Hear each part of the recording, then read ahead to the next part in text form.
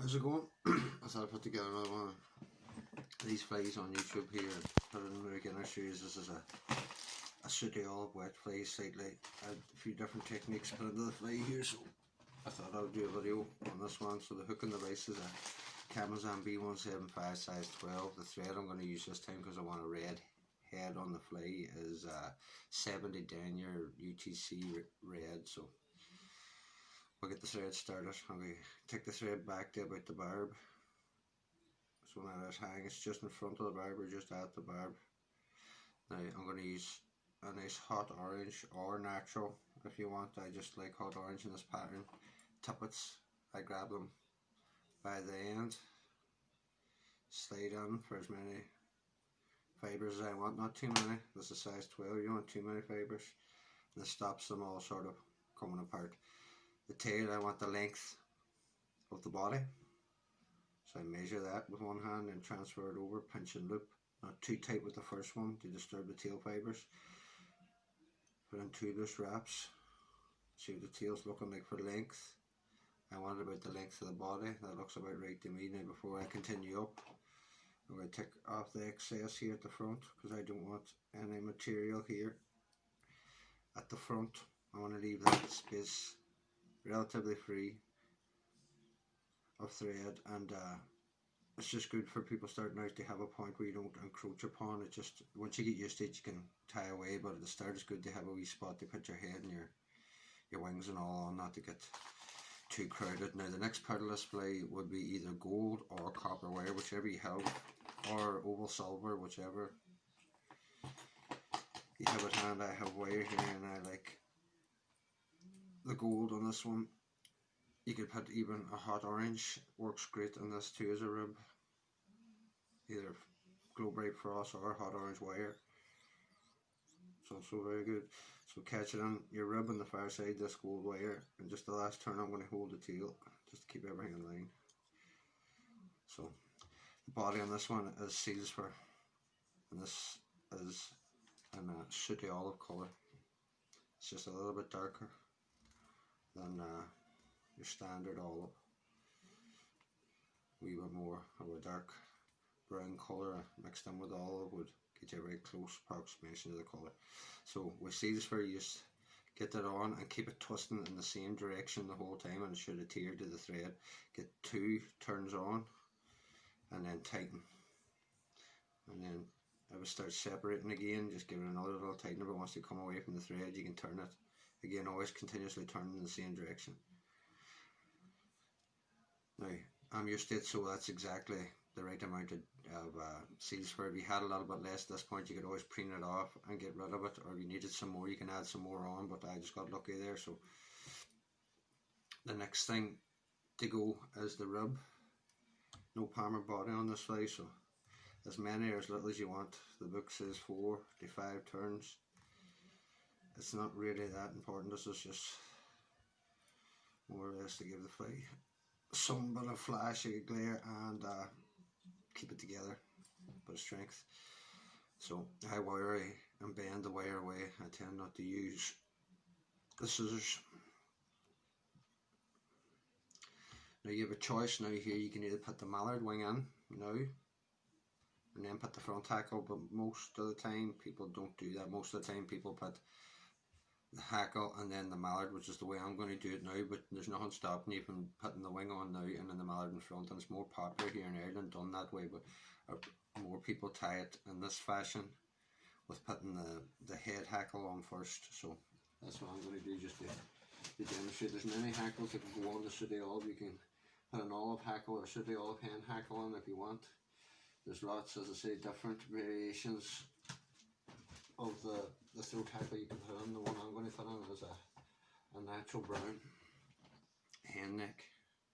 Nothing overly fancy. And I want it to be of decent length, not too long, but you want it short either. So the hen is just a natural brown. I'm going to expose the tip. I tie all my hens in at the tip. I'm going to take away the fluff at the bottom, what I don't need. Expose the tip. Remove the tip part that I don't need, just so I've got a little triangle to tie in with. Tie the little triangle in right Now at this point I am going to go all the way to the eye and tidy things up. Nice level touch and turns. For a nice level base for all the other materials going on hereafter. So just need a few turns of this. So lift your stem to 12 o'clock. Run your fingers through it to separate the fibres. Pinch back. Let it slide. When it's at 6 o'clock, release the fibres. When the stem's at 6 o'clock, preen back the fibres. Lift it to 12 o'clock, release, and so on and so forth. 12, release, 6, preen back, 12, release. And just keep going till you get the right amount. Let's say you can put an olive hackle on here too. We grizzly olive or a plain olive, dyed olive, hen hackle or cock hackle. It's entirely up to you. Now I've got the right, I like the amount of fibre that's there, so I'm going to bring my thread to 12 o'clock that catches it. As long as I keep the tension from here on out, I can let go of the hackle pliers. I'm going to put 3 turns on, and the stem's just a little too thick. So I'm going to cut it off and be very mindful not to cut your thread here, which can be done. Tidy up, bring it all the way back. Now, the next part is probably the more fiddly part and people are going to struggle with. You need some of this bronze mallard. It's not showing up too well there on camera, but it's off the mallard duck. You have 2 options here. You can either take a slip. As you can see, these are a pair of feathers. The dark side is on the right hand side of this feather, and it's on the left hand side of this feather. You can take a slip from this side and a slip from this side and pair them up, or the easiest way to do it is the way I'm going to show you now, is to take a large section of one side and then fold it and roll it and put it on. It doesn't make for a pretty wing, but it makes for a totally fishable wing for somebody just starting out who doesn't want to get into all this splitting wings and having 2 pairs of wings and all this jazz. This is a good way to do it. So what you want to do is separate out 3 times as much as what you need for a wing, for one wing. Pull and separate it out until the ends line up a little bit better for you. And at this point you can tear them away.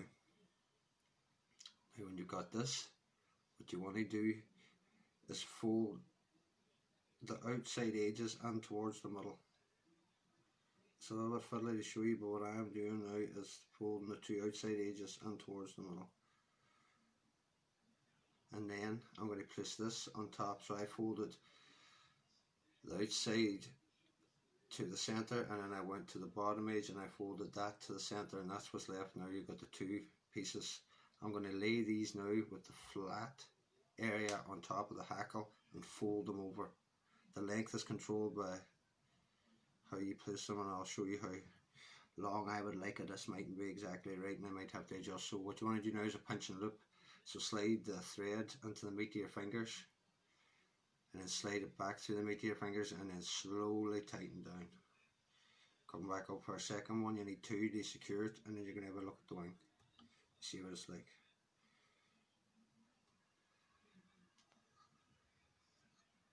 That's pretty good there. The length and everything's not bad. I could adjust that by sliding this back and forth, but that's a usable wing. There's nothing wrong with that. The folded wings are nice to do, and once you get used to putting on these things, you can choose to do them yourself, pair them up and fold them up. They're a much nicer, prettier looking wing, but once it's wet and everything's fishing, there's not much difference. And again, you could do the exact same process I just showed you and put this wing on first and then put on your hackle, which is also very popular here in Ireland way of producing these olives. Now I'm going to take 2 turns right to the eye. There's still a little bit of exposed end of the mallard there, so what I'd like to do is get very runny head cement or even a little bit of varnish on a brush and just touch those ends before I cover it in thread. It's soaking. This will absolutely guarantee that they're going nowhere. If you tie them in properly, it should be okay, but since you're tying your own flies, you may as well just take the extra wee step. Then just form a nice head. Get your whip finish tool and just 1, 2, 3, 4. I like the red head on these flies. You could have a black head or an olive head. It's entirely personal preference. But that's a very basic mallard winged sooty olive. A great pattern. You can change this very easily by putting the body to a claret. It's mallard and claret. You can put it to a golden olive. seals for body with a little golden olive hackle or a natural brown hackle. The same thing, very effective little patterns, old style wet plates. But this is just for beginners, more or less, to get a wing, a mallard wing on. You don't have to be too fussy with the whole folded, because once this is wet, streamed back like that, they all look the same, no matter what it is. So I hope you enjoyed that, and I'll see you next time.